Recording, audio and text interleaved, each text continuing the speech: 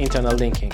It's a powerful technique to improve your website's navigation and supercharge your SEO. Let's explore how internal links can make a big difference for your website. Internal linking is the practice of linking one page on your website to another. It's like building a roadmap for both users and search engines. Here's why internal linking is crucial. Internal links help users easily navigate your site.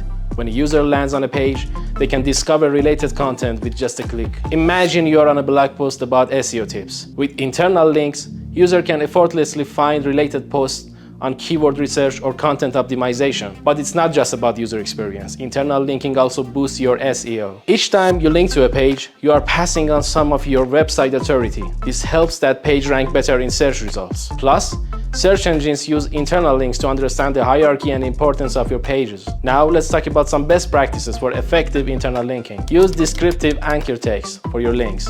Instead of click here, make it relevant to the page you are linking to. For instance, learn more about SEO best practices is much better than click here. Don't overdo it. Too many internal links on a page can confuse both users and search engines. Be strategic. Lastly, from time to time, audit and update your internal links to keep your website structure organized and fresh.